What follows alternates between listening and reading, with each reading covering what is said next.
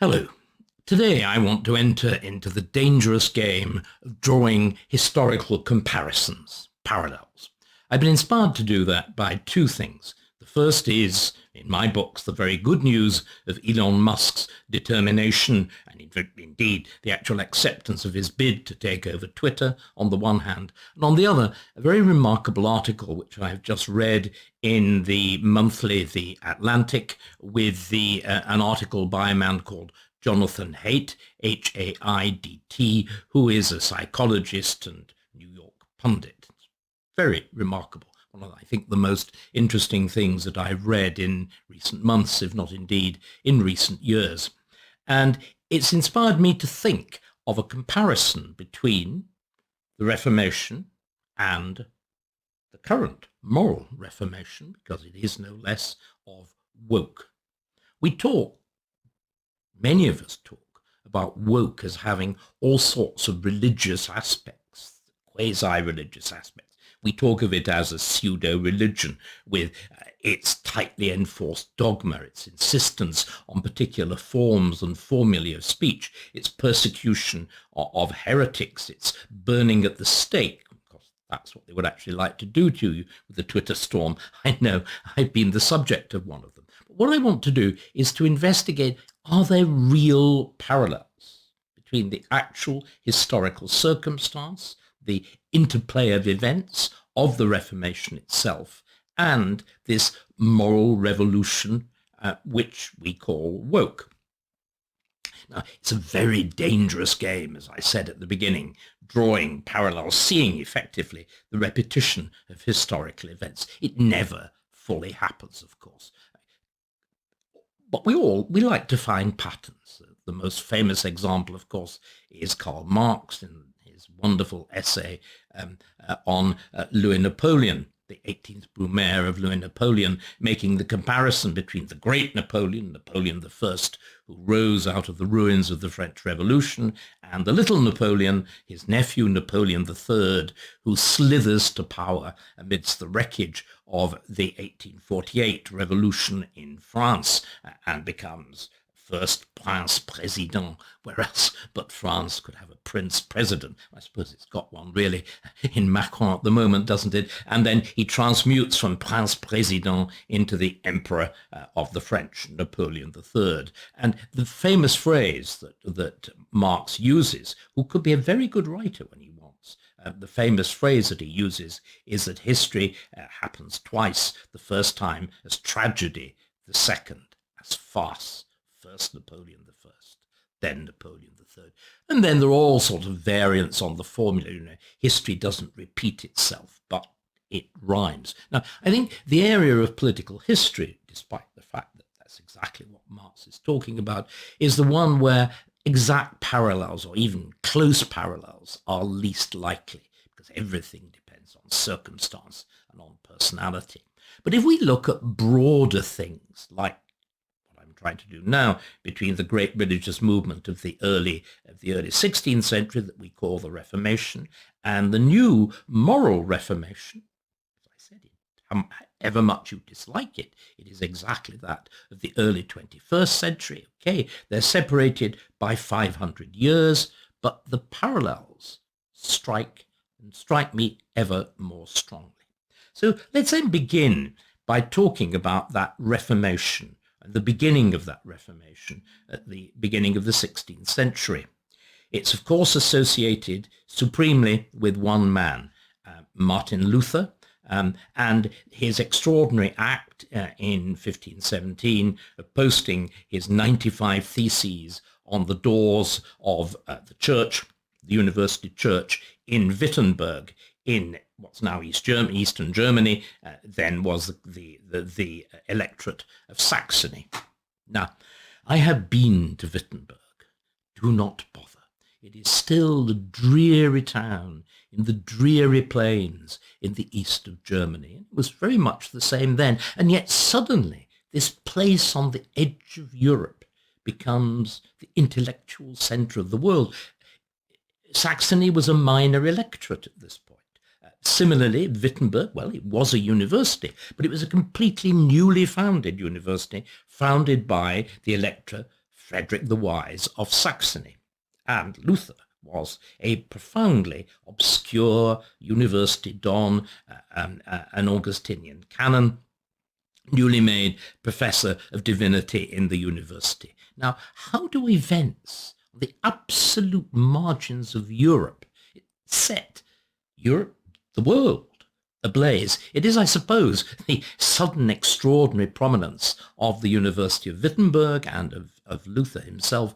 It's as though the University of Essex suddenly became the intellectual center of the world. Maybe something even more obscure. It exists, though of course it has to be said that the University of Essex has much claim on obscurity, as John Bercow, I think, is still its chancellor. But putting that little rudery aside, how come that between 1527, as 1517, when the 95 Theses are posted, it's a mere this obscure academic disputation in Latin. It is a mere 4 years to 1521, when there is the Diet of Worms, when the newly elected Holy Roman Emperor, Charles V, actually tries to arbitrate in a meeting of the German estates over the claims of Luther and the challenge to him by the papacy. And it's not simply within Germany, it's already set the whole of Europe ablaze. Henry VIII, Wolsey are similarly agitated. Henry VIII, indeed, has got an ambassador, and we'll talk about him, in Worms, who's keeping him in touch day to day. And it's a direct result of those ambassadors' reports that Henry VIII writes his famous intervention against Luther, the assertion of the seven sacraments. So what we see then is that the beginning of the Reformation, a bit like the moral reformation that's taken place at the beginning of the 21st century, what's one of its features? It is that it's astonishingly fast. From 1517 to 1521.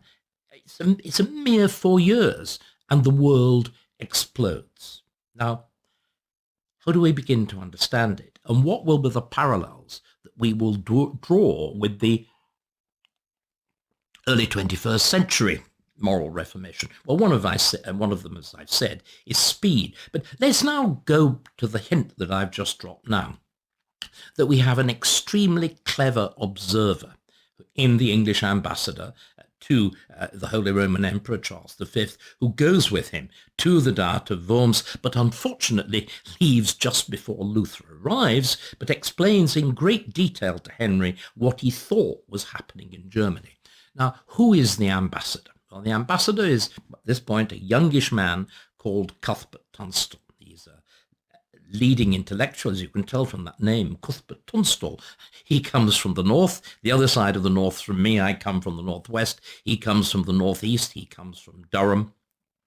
And he will go on to have eventually a career as Bishop of Durham. But at this point, he is simply, he's master of the rolls. He's a canon lawyer, leading scholar. And as I said, in high favor with Henry. He's multilingual. He's been sent off to the Holy Roman Emperor, to Charles V, as ambassador, and in particular to report on these extraordinary new religious developments in Germany. And at the Diet of Worms, in the opening sessions of the Diet of Worms, of course, he's got his ear to the ground, and he writes some of the most, I think, extraordinarily illuminating and intelligent dispatches that have ever been produced by an English ambassador and received by an English sovereign. They are very remarkable. And there's one that stands out in particular to me, in which he tries to explain, not tries, succeeds in explaining this astonishing business of speed.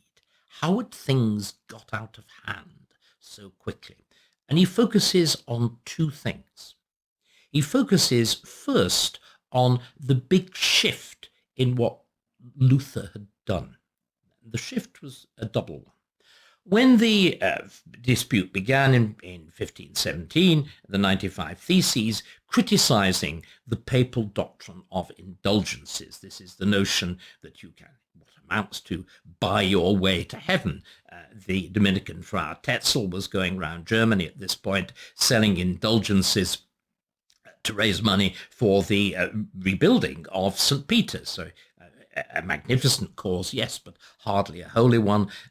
Handel, like all good salesmen, was using a slogan. You sell an indulgence, you have a collecting box, the money goes into the collecting box, and the little rhyme was, as the coin in the collecting box chings, so the soul to heaven springs. Chings, springs. Nice. Outrageous, and outrageous particularly to somebody who took religion as seriously as Luther. So, as I said, you get this enormous attack launched by Luther in the 95 Theses, the propositions for debate in Latin, of course, in the language of theology, which he posts on the doors, as I've said, of the University Church in Wittenberg. But what then happens over the course of the following 4 years is this academic dispute in Latin language, deliberately chosen to keep the people out, because the formula in the late medieval university, a bit like much academic dispute now, was you use complicated language so as you can more or less say what you like, and the people outside, the ordinary faithful then, the general public now, don't quite understand what's going on, so you can be pretty adventurous. But what Luther does, and this is what is picked on immediately and with devastating precision by Tunstall, what Luther does is deliberately to break that rule and to go into the vernacular, to go into German. So that's the first big change. Luther deliberately adopts the language of the people. But of course, how does he get to the people from this obscure place in the east of Germany? Well, he gets to it through a media revolution, the media revolution of print.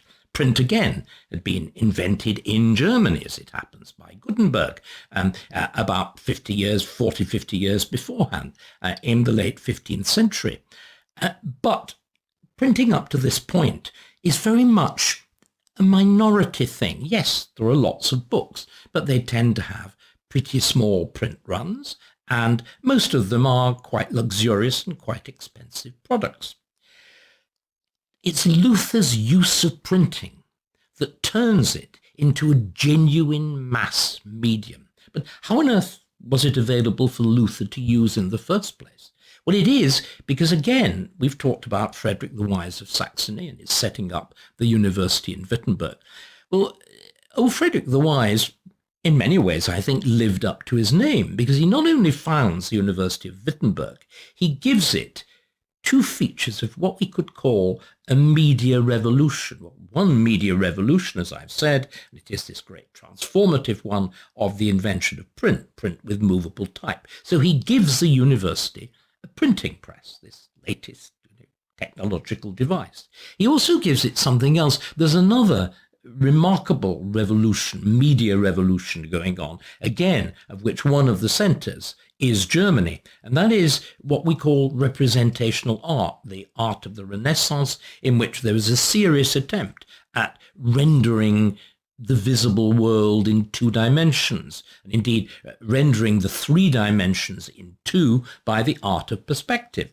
And an outstanding exponent of it at this point is the German painter Lucas Cranach, C-R-N-A-C-H, the Elder, and he is appointed by the Elector Frederick the Wise, his own painter, and painter to the University of Wittenberg. So the University of Wittenberg then has got these two instruments. It's got the printing press, and it's got a considerable graphic artist, somebody who could actually draw and paint with remarkable and engrave with remarkable facility. And what Luther does is to use this double edge of printing the word and the image through Cranach to create a new use for printing. He turns his theology from an academic discourse into astonishing popular works. Luther's great attacks on the papacy, the address to the German nobility, the Babylonian captivity, these are the first books to enjoy huge print runs instead of the few hundred at most of typical earlier books. They get printed in thousands, tens of thousands, even hundreds of thousands. As I said, this is the moment at which printing becomes a genuine mass medium. And it was actually only when I was making a film on this in 2017 that my researcher, we were actually sitting in Luther's own church, the place where he preached. It was very extraordinary. And my researcher said, well, why don't you, when you're talking about it, have a facsimile of one of the books? I said, heavens above, aren't they going to be very heavy? My ignorance. He said, no, they're really just pamphlets. And he handed me these rather well-made facsimiles. And they were indeed only 40, 50 pages. And it was big, bold type. And there were illustrations. They were rather rude, very often, illustrations. Brutally effective cartoons. And when you looked at it, you thought, this isn't what I thought theology was. This is, dare one use a word? It's populist. It's vulgar. Is it like the Sun in its good old days of the 90s? Or is it, even dare one say it, bearing in mind that comparison that I made at the beginning, is it like a tweet? Is it something that's designed to get people going, grab attention, and be picked up and made to go viral? Now, look at all those words and ideas that I'm using. I think somehow, suddenly, we're now getting the sense of how the speed happens, how this extraordinary explosion from this obscure remote center becomes, I suppose, a bit like a nuclear explosion, isn't it? From this tiny point, suddenly, everywhere, everybody is involved. So two elements then, the vernacular and the new medium of print in this case with illustration, with engraving. Now, there's one other thing that we need to put into place, and that is, as it were, step one. Those two steps, going into the vernacular and the use of print, are what Tunstall picks up and says, this is why Luther has suddenly become this terrible threat to the church. And it's what you, sir, addressing Henry VIII, must never allow to happen in England. You must make sure that there is no movement for religious reform in English, and you must above all make sure that it doesn't involve print. And indeed, for the next, the next 6 or 7 years, England maintained a very, very effective campaign of keeping German Lutheran books out and suppressing moves to imitate them in England, until, of course, everything was thrown in the air and things indeed were stood on their head by Henry VIII's promise to marry Anne Boleyn on the 1st of January 1527. But that is another story. So we've got those two elements of the use of vernacular and printing. But we need to put one other thing in place before we can really make this parallel with Twitter, before we can make this parallel with the 21st century and the corresponding religious revolution of woke, before we can really make it work. And interestingly enough, it's again something that Tunstall had been involved in, but not as ambassador. It's earlier in his career. I've already mentioned Tunstall is a very distinguished scholar. He is multilingual. He has Greek, Latin, of course, and also really sophisticated knowledge of Greek. And you have working on these languages, using largely material in English libraries and spending a lot of time in England at this point. You have the great Dutch scholar working on his new translation of the New Testament from the original, it's not quite the original is Aramaic, but from the next step onwards in the rendering of the Gospels into Greek, you've got his making a new translation of the Greek New Testament into Latin. The translation that everybody used in the medieval church is by the early church father, by St. Jerome, and it's the Vulgate, and his translation, Jerome's translation, had come to be seen as the actual word of God, and all sorts of doctrines of the church had been developed based on the actual Latin of St. Jerome, even though it did not necessarily, and very often Erasmus argued, did not follow at all clearly or precisely the actual original Greek. So what Erasmus does, he goes back to the Greek and he produces a revised text. He uses his editorial skills to reform the text and to retranslate it into Latin.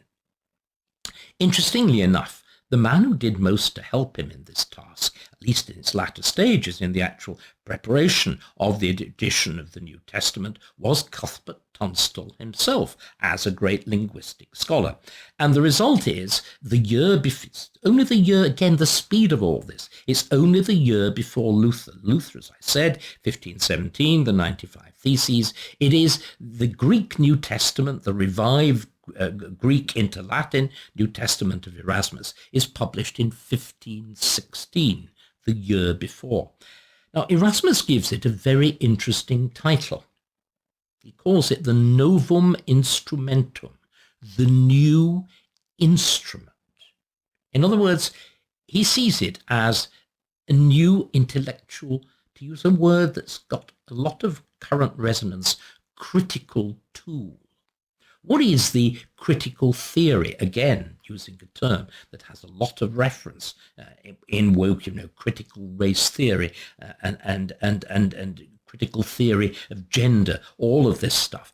What is the critical idea that Luther and indeed Tunstall are dealing with? Well, the idea is that to understand a literary text, you've got, and in this sense, they are treating the Bible. This is, of course, the beginning of the extraordinary intellectual divergence between Christianity and Islam. The idea that you would subject the Quran to an analytical test as a piece of literature is unthinkable. Would appear in the Islamic world. We began to think about it 500 years ago and actually carried out remarkably effective study. So he's treating the Bible in that sense as a work of literature. He has spent most of his career up to this point, along with many other people in the 15th and 16th centuries, in trying to recover the original texts of the great works of Latin and latterly Greek literature. Now, why do you have to recover the texts? Well, you have to recover the texts because, of course, the only way these things had survived from the, what even then is 1500, 1700 or more years, is because the manuscripts are constantly recopied. But, of course, every time you copy a manuscript, you introduce error. To be human is to err, and lots of human hands copying things lots and lots of times introduce lots and lots of mistakes. And so what Erasmus and his fellow scholars do is develop a critical technique for the analysis of literary texts to work out what the original would have been, to work behind the layers of mistranscription, misconception, occasionally deliberate alteration. And this technique is, well, of course, which is utterly fundamental to our understanding of the classical world. There had been a not dissimilar attempt much earlier in the 12th century in what we actually also call a Renaissance, the Renaissance of the 12th century, and another one even earlier than that in the period of Charlemagne, round about 800. But those had all run into the sand. Because, of course, no sooner have you done that act of reinstating what you think is the correct text than somebody else copies it and introduces a whole lot more errors. And the thing that, as it were, freezes, or rather turns the Renaissance into something, freeze is the wrong word, that suggests it kills it. The thing that actually turns the Renaissance, what we call the Renaissance of the 15th and 16th century, into something of utterly fundamental change in the way the human intelligence works, is printing. Because, of course, once a book goes into print, it becomes fixed. This is the great thing about printing, it fixes. So the improvements that somebody like Erasmus labours forever to bring about in a text of Cicero, or in this case, the text of the Greek New Testament, becomes permanent, providing, of course, you've done your proofreading carefully. One of the we think nowadays, proofreading as you know, a sort of intellectually menial occupation. At that point, proofreaders are the most serious and in many ways the most in demand of scholars. And Erasmus's great publishers in Venice and Basel, the two principal centers of luxury and very high quality printing, they employ Erasmus as a proofreader. In other words, the highest levels of scholarship are applied to this task. So Erasmus then is at the center of this idea of a critical re-evaluation of texts by going back to the sources. It's called ad fontes. You go back to the sources, you work out what's originally said, and that then becomes the new fixed text.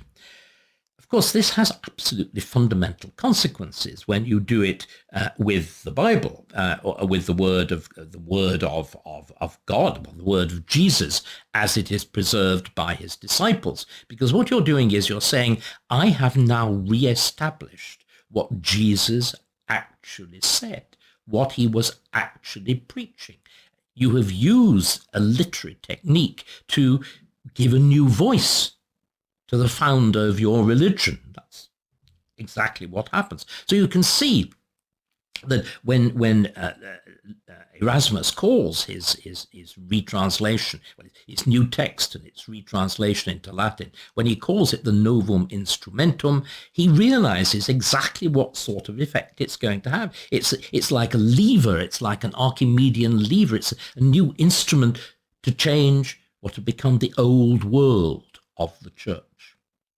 And it is drawing on that, drawing on what he felt was the actual intention of Christ in preaching the gospel, that brings home to Luther only a year later the staggering difference between Christ's passionate message to the individual soul to recognize its sinfulness, to submit itself to God, and to be saved, the hideous contrast between that and the luxury, the frivolity, and the fundamental silliness of Tetzel's indulgence campaign, in which he's going around suggesting that, paying a few gold coins towards the building of St. Peter's is going to save you, and as the coin in the box chings, so your soul to heaven will spring. I mean, he sees it, Luther, in a single word, as blasphemy.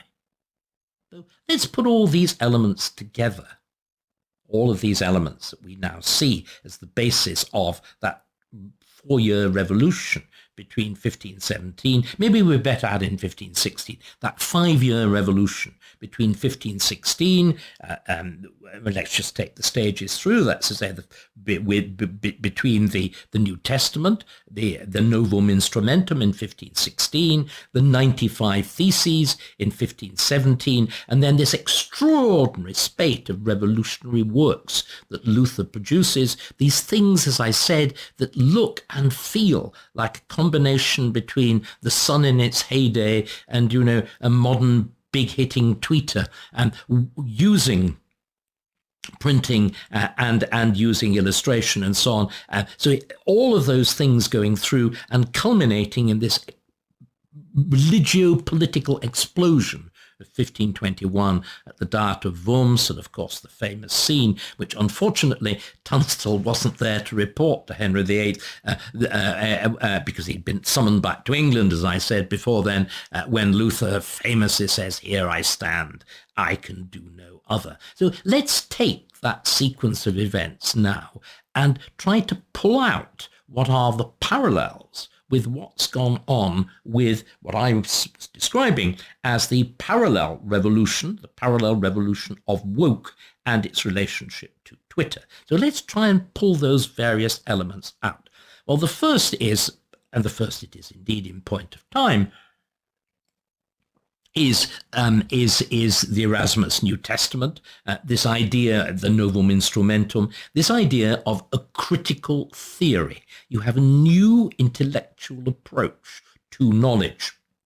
Well, we have, and whereas Erasmus seems to me to be very great, this critical theory, critical race theory, critical theory of gender seems to me to be a lot of mumbo jumbo, but nevertheless it presents itself as a revolutionary reordering of knowledge with, as Luther did, with his critical approach to literature, and particularly when it's applied to religion, with revolutionary conclusions as to how we conduct our lives. If indeed, as critical race theory suggests, whiteness is a kind of poison that has polluted our entire civilization in the same way that Luther saw Tetzel and indeed the papacy, which is why he talks about the Babylonian captivity. He sees the Pope as having captured Christianity and perverted it in the same way that the critical race theorists see whiteness, white people like me,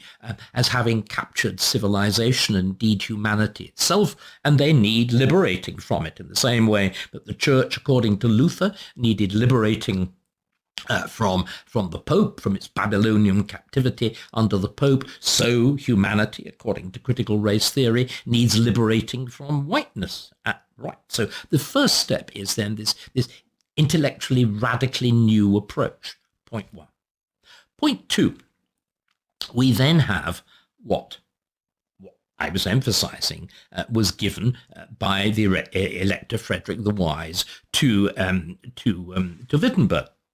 That's to say, the instruments of a new technology, a new media technology. That new media technology of, in the 16th century, on the one hand, printing, and on the other hand, the realistic representational art with Lucas Cranach. So you have the printing press and you have the painter. Now, this seems to me to correspond, the media revolution of the early 16th century, or the media revolutions, are the transformation. They are the foundation, as I've said, of why the Renaissance of the 16th century becomes permanent, a permanent springboard for future knowledge, is because of printing. But it's more than that. It's a genuine media revolution. Well, what's been going on ever since the 1990s, really, but accelerating into the 21st century? Well, it is the media revolution of first the general internet, and then much more particularly the social media. And again, it's this question of speed. The social media really begin to get going in, towards the end of the first decade of our century, of the 21st century, with Facebook and Twitter. And they correspond, it seems to me, this is the core of the accompanying media revolution. So we have the critical race theory, which is the comparison with Erasmus and the Greek New Testament, and then we have the internet in general, and very much in particular, we have the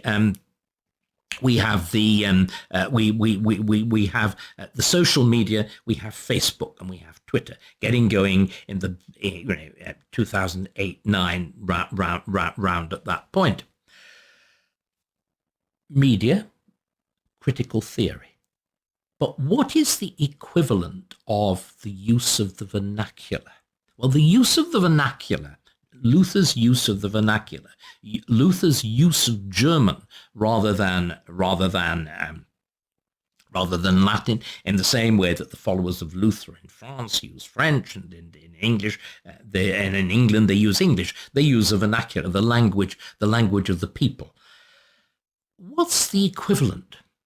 I think it's called going viral. And this is where that remarkable article by Jonathan Haidt comes in. Jonathan focuses in that article in the change in the social media that comes about with two apparently very simple devices. One of them is the like in Facebook, and the other is the like button, and the other is share in Twitter. And what those enable you to do, of course, is suddenly to go viral. You can, on the one hand, you can say, I like this, or indeed I dislike this, but you can make it that it goes to everybody you know. And then everybody you know can then get in touch with everybody they know. And the whole thing builds up in this titanic way, in exactly the same way. In exactly the same way that the combination, so it's the combination of printing and the vernacular leads to this revolution in scale. Similarly, the social media with the like and the share leads to virality. It leads to this sudden explosion in the reach and indeed in the intensity. Because it's, of course, those devices that actually supply, well, what I was talking about at the beginning, the Twitter storm, the thing that actually enables you to turn critical race theory from a minor occupation of academics in exactly the same way, you know, a Greek to Latin New Testament was read by a handful of people. It suddenly becomes popular. It suddenly becomes viral. It suddenly becomes a matter of the most intense and enraged public debate. Because this is something else that strikes you when you look at all of this.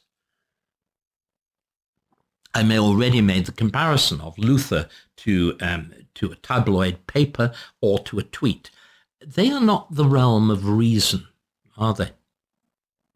They are the realm of passion.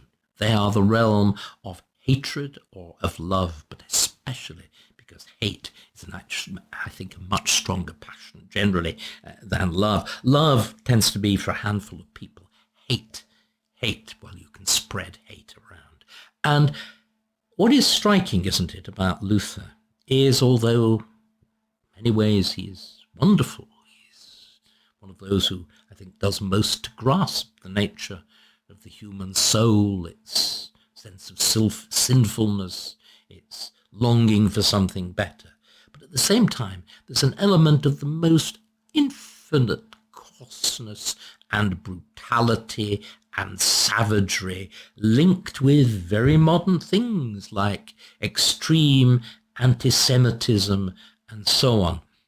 Isn't all this sounding terribly, terribly familiar? Isn't it sounding like the world of Twitter much more than anything else? The nastiest sides of the social media. I think we've really got a very remarkable comparison here, haven't we? We can see that there's much more than a superficial resemblance, as I said right at the beginning, between that moral and media revolution at the beginning of the 16th century that we call the Reformation, and the new revolution at the beginning that we are going through now, the revolution of woke, and its relationship with the social media as its devices, its enforcers, as the way in which it becomes so powerful. I mean, the fact that that combination of like and share or hate and share buttons is the thing that leads to the Twitter storms, that makes and more especially breaks careers, and led to somebody like Barry Weiss to say that the real editor of the New York Times is Twitter, and other people to say that the real, as it were, director of every publishing house is now Twitter. Look at the fate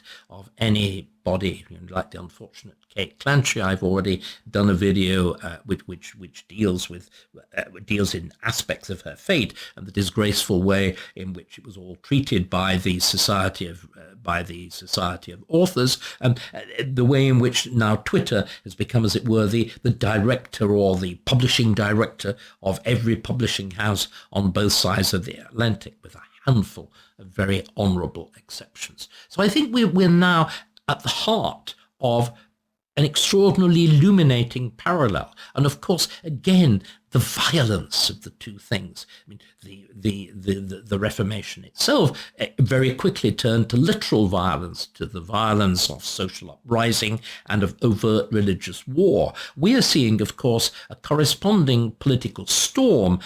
It's coming very, very near to violence. People are losing their jobs, their careers, individuals commit suicide, and it's leading, of course, to the most profound divisions within our political society, with indeed society in general, and the rupturing of friends, and the alignment into faction, the disintegration of a common political sphere. Which also, I suppose, brings us finally back to dear Elon Musk, doesn't it? When he talks about his desire to reform the public square, which is Twitter. The thing that should be in his mind, I'm not sure whether it is, he's got a very interesting and very odd and edgy mind, of course, as somebody who's fundamentally autistic, but the problem with the public square at the moment with Twitter is that its central feature are horrors. They are the ducking stool, the business of throwing a supposed witch into the water. If she sinks and probably drowns, she's not a witch. If she floats, well, she is a witch and is hauled out to be burned. So there's a ducking stool in one corner of the public square of Twitter, and in the other, I'm afraid, there is the stake and the faggots for people to be burned in a Twitter storm, as they tried to do to me. And if Musk, one hopes, reads that article by Jonathan Haidt, maybe it'd be nice to think, wouldn't it, that he actually watches this video and he realizes that his essential job is to remove the ducking stool and to remove the stake and the faggots and the fire from the public square. Perhaps it would be rather like what eventually happens in religion, that something of good comes out of that horror of the religious struggles of the 16th century. But then I'm afraid I've been talking about things happening very quickly. That took a very, very long time. Let's hope that Elon, in characteristic fashion, moves fast with Twitter.